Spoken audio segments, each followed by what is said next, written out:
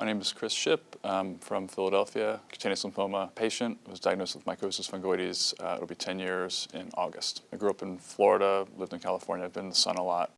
So I had a small rash on my face that when I shaved, or if I wouldn't shave over the weekend, hair wouldn't grow there. So it was kind of suspicious. I figured, I spent so much time in the sun, I might as well go get it checked out. So I went to a local dermatologist. They weren't overly concerned. They gave me some creams. They probably, I think it was like ringworm, they thought. They said, just put this on and you'll be good. So went back and forth with that for about a month or two, and finally it got to the point where it wasn't going away. And the doctor said, I'm just going to biopsy this just to be safe. Never indicated what her suspicions were or what she was thinking, so I didn't really think much of it either. A few weeks later, I was actually traveling in business. I was in San Francisco. I got a phone call from the doctor saying, you need to call me back. Called her back. This is Dr. So-and-so. You've got cutaneous T-cell lymphoma, mycosis fungoides. I was, what? This is, coming out of left field. And I said, so what does that mean? What's my prognosis? And she basically said, I don't know. I've only seen it in a textbook. Here's the number for the University of Pennsylvania, and hung up. After that, did a whole lot of research on the internet, and this is, again, going back 10 years. We don't have the information that we have now, and started reading some of the papers. A lot of people were dead within 3 to 5 years, so it was a very scary time. Tried to get in to see these different doctors at Penn and some of the other places, and I couldn't get in for 6 months or better. So I got to the point where I was reading the studies. I found their emails and their cell phones, so I was like calling their personal phones, emailing their personal accounts. So finally got in to see a doctor at Johns Hopkins.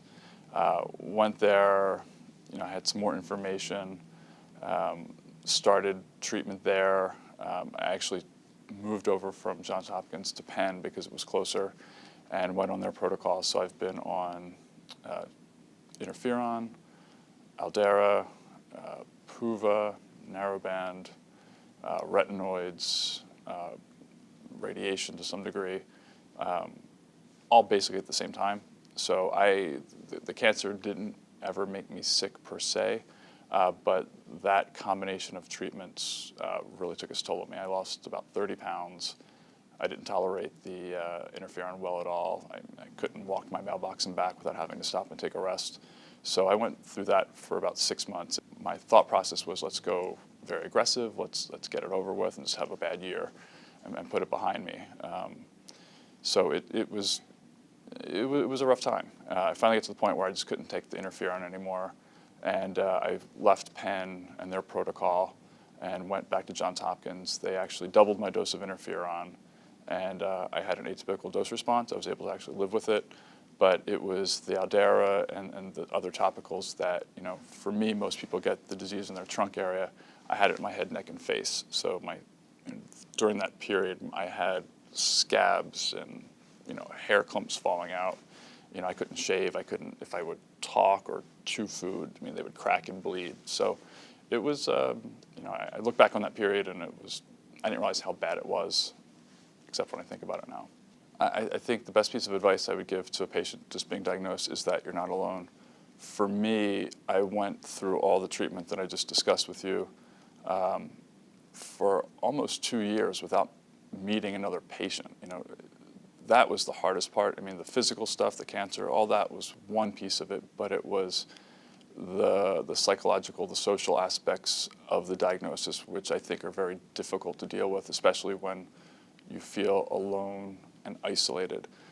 Judy Jones, the founder of the foundation, she happened to be traveling, and I found on the listserv, she was going to be in a town like 3 hours from where I lived, and if any patients were around and wanted to meet, she would meet them.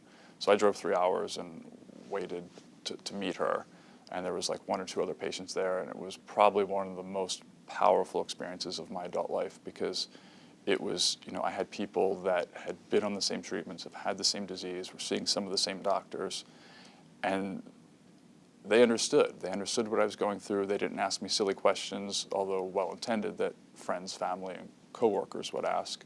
But they could, say, hey, and I've been on those medications. I know what it feels like, and you'll get through it. To me, that was the most powerful thing And I think that is what the foundation can provide. The foundation is the premier clearinghouse for information about treatments, about centers to go to, about getting social and psychological support for patients. There's no other place that you can go to get cutaneous lymphoma specific information. There's larger organizations, but none of them have the knowledge and expertise in this particular type of cancer that the CLF has. The tools the CLF uses are the web, the online learning center. That's one of the newest pieces, which I think is immensely valuable to patients. The outreach that takes the form of one-day patient meetings as well as the two-day patient conferences that started. We're in the second annual one this year now, and they're going to continue forward. And I think we're looking at a whole host of other things that can be done via Twitter, Facebook, and leveraging new technologies.